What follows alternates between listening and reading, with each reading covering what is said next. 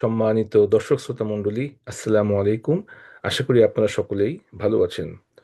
সম্প্রতি বাংলাদেশের প্রাক্তন রাষ্ট্রপতি মোহাম্মদ শাহাবুদ্দিনের পদত্যাগের পরিপ্রেক্ষিতে বাংলাদেশে কোনো সাংবিধানিক শূন্যতা বিরাজ করছে কিনা এবং আগামী কতদিনের ভিতরে এই পদ স্থায়ীভাবে পূর্ণ করতে হবে সেই বিষয়ে কোনো সাংবিধানিক বাধ্যবাধকতা আছে কিনা এবং ইতিপূর্বে বাংলাদেশে রাষ্ট্রপতির মেয়াদকাল কারা পূর্ণ করতে পেরেছিলেন, কারা পূর্ণ করতে পারেননি, সেই প্রেক্ষাপট আমরা আজকের আলোচনায় সংক্ষিপ্ত আকারে মূল্যায়ন ও পর্যালোচনা করার চেষ্টা করব।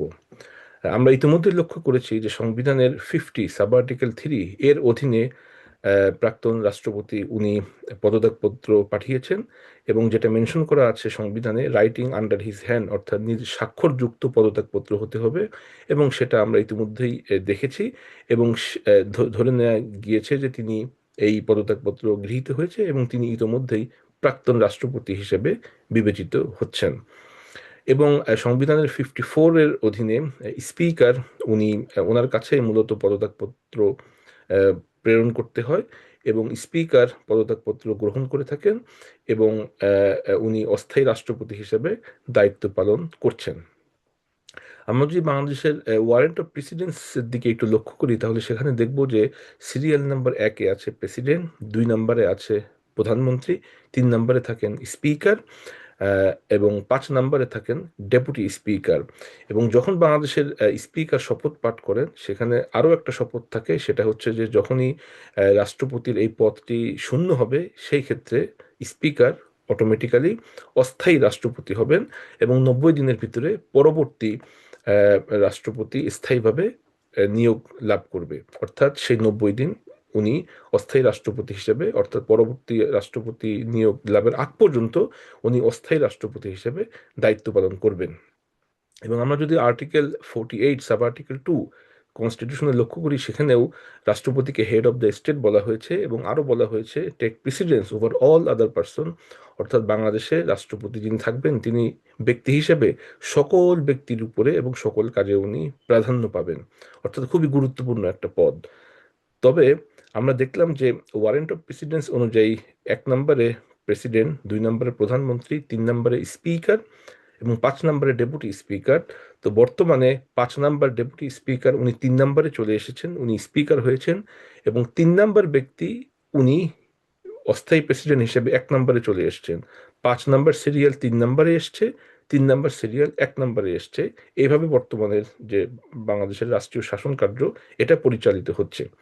তবে আরেকটা বিষয় এখানে, যদিও প্রাক্তন রাষ্ট্রপতি মোহাম্মদ শাহাবুদ্দিন ওনার অতীত রেকর্ড তেমন সুখকর নয়, তারপরও উনি প্রাক্তন রাষ্ট্রপতি হিসেবে ওয়ারেন্ট অফ প্রেসিডেন্সে ওনার অবস্থান 4 নম্বর এবং আমৃত্যু বাংলাদেশের সকল প্রেসিডেন্ট ওনারা 4 নম্বরে অবস্থান করেন এবং এই 4 নম্বরে চিফ জাস্টিস প্রধান বিচারপতি তারও অবস্থান, অর্থাৎ বাংলাদেশের সকল রাষ্ট্রপতিগণ প্রাক্তন ওনারা আমৃত্যু একটা রাষ্ট্রীয় প্রোটোকল পেয়ে থাকেন। বাংলাদেশের রাষ্ট্রপতি হওয়ার ক্ষেত্রে কি কি যোগ্যতা, এটা যদি আমরা একটু অ্যানালাইসিস করি সংবিধানের আলোকে তাহলে দেখব যে আর্টিকেল 48 সাব আর্টিকেল 4 সেইখানে 3টা ক্রাইটেরিয়ার কথা বলা আছে, যে এই 3টা ক্রাইটেরিয়ার বাহিরে বাকি সকল ব্যক্তি রাষ্ট্রপতি হওয়ার জন্য বিবেচিত হবেন। প্রথম ক্রাইটেরিয়া হচ্ছে যে তাকে 35 বছর বয়সী হতে হবে। 2 নম্বর ক্রাইটেরিয়া হচ্ছে উনি সংসদ সদস্য হওয়ার জন্য বিবেচিত হবেন, অর্থাৎ এবং সংসদ সদস্য হওয়ার জন্য কি কি যোগ্যতা সেটা আবার আর্টিকেল 66-এ ক্যাটাগরিক্যালি বলা আছে। এবং 3 নম্বর ক্রাইটেরিয়া হচ্ছে যে কোনো ব্যক্তি প্রেসিডেন্ট ছিলেন, প্রেসিডেন্ট থাকা অবস্থায় ইমপিচমেন্টের শিকার হয়েছেন এবং ইমপিচমেন্টের শিকার হয়ে ওই পদ থেকে রিমুভড হয়েছেন, এমন ব্যক্তি হতে হবে না। অর্থাৎ একটা ব্যক্তি যদি প্রেসিডেন্ট থাকেন, প্রেসিডেন্ট থাকা অবস্থায় যদি ইমপিচমেন্টের শিকার হন, অনাস্থার শিকার হন, তার বিরুদ্ধে যদি অভিযোগ আনয়ন করা হয় এবং সেই পরিপ্রেক্ষিতে যদি উনি রিমুভড হন ওনার পদ থেকে, তাহলে পরবর্তীতে উনি আর প্রেসিডেন্ট পদের জন্য বিবেচিত হবেন না। এই 3টে ক্রাইটেরিয়া যারা ফুলফিল করতে পারবেন তারা মানে 35 বছরের নিচে অথবা এমপি হওয়ার যোগ্যতা নেই এবং কোনো ব্যক্তি রিমুভড হয়েছেন, এই 3টে ক্রাইটেরিয়ার বাহিরে বাকি সকল ব্যক্তি রাষ্ট্রপতি হওয়ার জন্য যোগ্যতম ব্যক্তি হিসেবে বিবেচিত হবেন। আমরা যদি এখন একটু পর্যালোচনা করি যে বাংলাদেশের রাষ্ট্রপতির যে পদ, সেই পদটা কিভাবে শূন্য হয়, মেয়াদকাল কিভাবে পূর্ণ হয় বা কিভাবে এই বিষয়টা পরিলক্ষিত হয়। একটা বিষয় হচ্ছে যদি কোনো ব্যক্তি মেয়াদকাল পূর্ণ করেন সেটা 5 বছরের জন্য নিয়োগ হয়, যদি 5 বছর পূর্ণ হয়, অথবা যদি 5 বছর পূর্ণ হওয়ার পরে তাকে যদি আবার দ্বিতীয় টার্মের জন্য নিয়োগ দেওয়া হয়, তাহলে যদি উনি 10 বছর ওনার মেয়াদকাল পূর্ণ করেন, তাহলে এটা বিবেচনা করা হয় যে উনি মেয়াদকাল পূর্ণ করেছেন। এবং প্রেসিডেন্ট আব্দুল হামিদ, যিনি 2013 সাল থেকে 2023 সাল পর্যন্ত দীর্ঘ 10 বছর উনি প্রেসিডেন্ট ছিলেন, দুইটা মেয়াদকাল উনি পূর্ণ করেছেন, ওনাকে বিবেচিত করা হয় যে বাংলাদেশের দীর্ঘতম প্রেসিডেন্ট হিসেবে উনি দুইটা মেয়াদকাল উনি পূর্ণ করেছেন। এবং একই সাথে বাংলাদেশে এর আগে আর কারা এই মেয়াদকাল পূর্ণ করেছেন সেটা আমরা পরবর্তীতে বিবেচনা করব বা মেনশন করব। আরেকটা হচ্ছে, যদি কোনো ব্যক্তি অসুস্থ অবস্থায় বা যদি কোনো ব্যক্তি মৃত্যুবরণ করেন, যেমন জিল্লুর রহমান সাহেব, যিনি 2009 সাল থেকে 13 সাল পর্যন্ত প্রেসিডেন্ট ছিলেন, উনি প্রেসিডেন্ট থাকা অবস্থায় অসুস্থতায় উনি মৃত্যুবরণ করেন। এবং উনি বাংলাদেশের একমাত্র রাষ্ট্রপতি যিনি প্রেসিডেন্টের দায়িত্ব থাকাকালীন সময়ে স্বাভাবিকভাবে মৃত্যুবরণ করেন। এবং এরপরে তৎকালীন যিনি স্পিকার আব্দুল হামিদ সাহেব, উনি অস্থায়ী রাষ্ট্রপতি হিসেবে দায়িত্ব পালন করেন। তাহলে যদি কোনো ব্যক্তি মেয়াদকাল পূর্ণ করেন, যদি কোনো ব্যক্তি মৃত্যুবরণ করেন, তাহলে এই পদটি শূন্য হয়। আরেকটি বিষয় হচ্ছে, আর্টিকেল 52-তে বলা আছে, যদি কোনো প্রেসিডেন্ট হিসেবে কোনো ব্যক্তির বিরুদ্ধে যদি ইমপিচমেন্টের বিষয়টি আনয়ন করা হয়। ইমপিচমেন্টের বিষয় হয় দুইটা গ্রাউন্ডে, একটা হচ্ছে ভায়োলেশন অফ দ্য কনস্টিটিউশন, আর একটা হচ্ছে গ্রেভ মিসকন্ডাক্ট। অর্থাৎ যদি কোনো প্রেসিডেন্ট সংবিধানের কোনো গুরুত্বপূর্ণ বিষয় ভায়োলেট করেন, অথবা তার বিরুদ্ধে যদি সিরিয়াস গ্রেভ মিসকন্ডাক্ট, অসদুপায়, এর অভিযোগ আনয়ন করা হয়, এবং এর পরিপ্রেক্ষিতে যদি সংসদ সদস্যগণ ইমপিচমেন্ট, অভিশংসনের অভিযোগ আনেন সংসদে, তাহলে প্রেসিডেন্ট হিসেবে ওই ব্যক্তিকে ইমপিচড অথবা অভিশংসন, ওই পদ থেকে তাকে সরিয়ে দেওয়া যায়।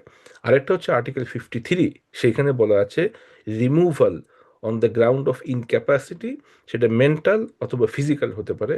অর্থাৎ কোনো প্রেসিডেন্ট যদি ওনার দায়িত্ব পালনে ইনক্যাপাবল হন মানসিকভাবে অথবা শারীরিকভাবে, তাহলেও সংসদ সদস্যগণ ওনাকে রিমুভ করার জন্য স্পিকারের কাছে আবেদন করতে পারেন, যেটা আর্টিকেল 53-তে বলা আছে।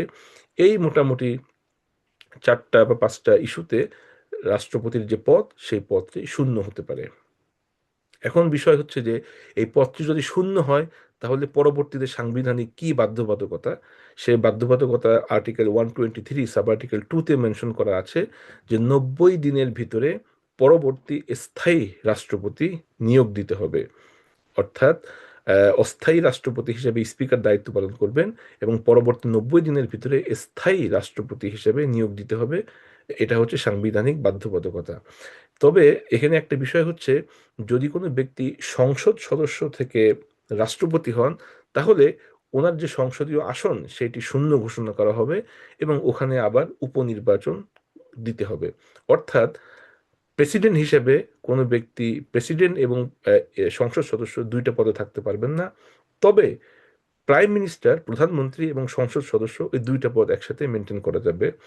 মূল কথা হচ্ছে, রাষ্ট্রের 1 নম্বর পদ প্রেসিডেন্ট, এই পদে যে ব্যক্তি থাকবেন উনি একটা দায়িত্ব পালন করবেন।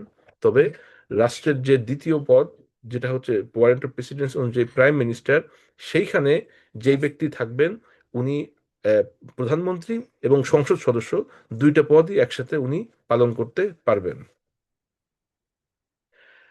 এবং এর আগে আমরা এরকম উদাহরণ লক্ষ্য করেছি যে বাংলাদেশে প্রেসিডেন্ট আব্দুল হামিদ, এরপরে একিউএম বদরুদ্দোজা চৌধুরী, জিল্লুর রহমান, ওনারা যখন সংসদ সদস্য থেকে প্রেসিডেন্ট হয়েছিলেন, তখন ওনাদের ওই আসন শূন্য ঘোষণা করা হয়েছিল, এবং সেখানে আবার পরবর্তীতে উপনির্বাচন হয়েছিল।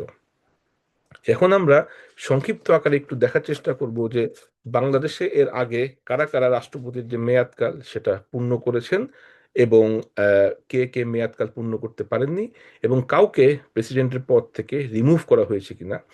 বাংলাদেশে আহ, একটা নজির আছে, যেটা হচ্ছে যে 1982 সালে প্রেসিডেন্ট আব্দুস সাত্তার, যিনি প্রথমে অস্থায়ী রাষ্ট্রপতি ছিলেন, পরবর্তীতে নির্বাচিত রাষ্ট্রপতি ছিলেন, ওনাকে ওনার পদ থেকে জোরপূর্বক সামরিক অভ্যুত্থানের মাধ্যমে জেনারেল এরশাদ কর্তৃক ওনাকে সরিয়ে দেওয়া হয়েছিল। এবং নিজে এরশাদ চিফ মার্শাল ল অ্যাডমিনিস্ট্রেটর, অর্থাৎ প্রধান সামরিক আইন কর্মকর্তা হিসেবে উনি নিজেকে ঘোষণা করেছিলেন। অর্থাৎ বাংলাদেশে প্রেসিডেন্ট হিসেবে নিজের পদ থেকে জোরপূর্বক সরিয়ে দেওয়ার ঘটনা একটি, সেটা হচ্ছে 1982 সালে প্রেসিডেন্ট বিচারপতি আব্দুস সাত্তার জেনারেল এরশাদ কর্তৃক উনি সামরিক অভ্যুত্থানের মাধ্যমে উনি ক্ষমতার থেকে রিমুভড হন, অর্থাৎ ক্ষমতাচ্যুত হন। সদ্য পদত্যাগ যিনি করেছেন শাহাবুদ্দিন আহমেদ, শাহাবুদ্দিন চুপ্পু, উনি 2 বছর 3 মাস ওনার প্রেসিডেন্ট হিসেবে দায়িত্ব পালন করেন, অর্থাৎ উনি ওনার মেয়াদকাল পূর্ণ করতে পারেননি।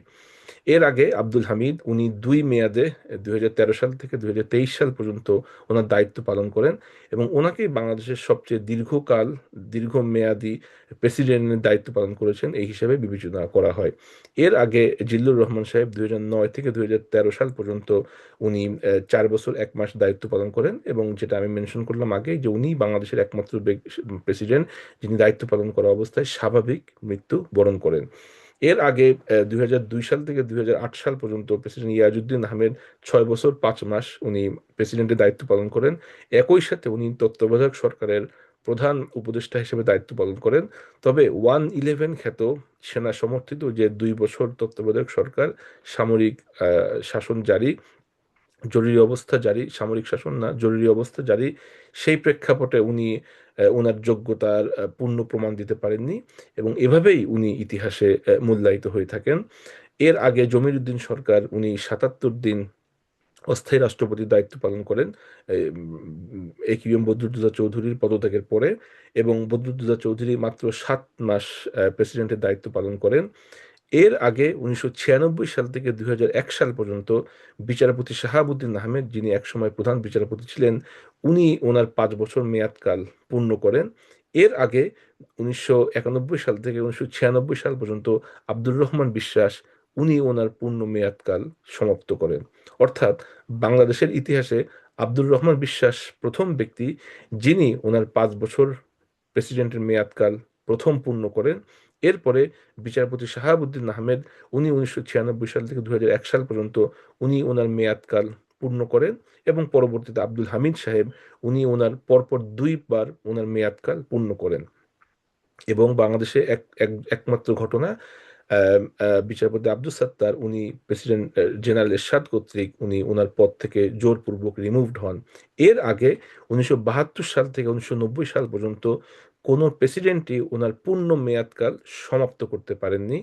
আহ, উম, এর ভিতরে 2জন প্রেসিডেন্ট, শেখ মুজিবুর রহমান ও শহীদ প্রেসিডেন্ট জিয়াউর রহমান, ওনার প্রেসিডেন্ট থাকা অবস্থায় হত্যাকাণ্ডের শিকার হন, এবং জেনারেল এরশাদ, উনি সেনা শাসন জারি করেন, যদিও উনি 8 বছর ক্ষমতায় ছিলেন, কিন্তু ওনার মেয়াদকাল উনি পরিপূর্ণ করতে পারেননি।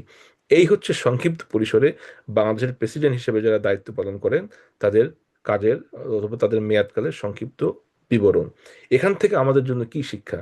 আমাদের জন্য শিক্ষা হচ্ছে, আমরা যখন কোনো দায়িত্ব গ্রহণ করি বা দায়িত্বে বা কোনো পদে আসীন হই, সেই দায়িত্ব পাওয়াটাকেই আমরা খুব গৌরব হিসাবে, যোগ্যতা হিসাবে সেটা আমরা ফলাও করে প্রচার করি, নিজেকে আমরা সুখকর ব্যক্তি হিসাবে গণ্য করি। কিন্তু মূলত বিষয় হচ্ছে, সেই দায়িত্বটা আমরা সুচারুরূপে পালন করতে পারলাম কিনা, সৎ হিসাবে, যোগ্য হিসাবে, আমার যে জব রেসপন্সিবিলিটি সেইটা আমি পূরণ করতে পারলাম কিনা, এটাই হচ্ছে মূলত মূল বিবেচ্য বিষয়। এবং একটা হাদিস আছে, ইন্নামাল আমালু বিল খাওয়াতিম, অর্থাৎ মানুষের কর্ম বা শেষ কর্মের মাধ্যমেই মানুষকে মূলত মূল্যায়ন করা হয়, বিবেচনা করা হয়। যদি কোনো ব্যক্তি দায়িত্ব পালন করতে না পারেন, তাহলে তিনি ওনার পদ থেকে পদত্যাগ করবেন। তবে ওই পদকে আঁকড়ে থাকা, সে আঁকড়ে থাকলে ওই পদের অবমূল্যায়ন হয়, ব্যক্তিও নিজের প্রতি উনি জাস্টিস করলেন না।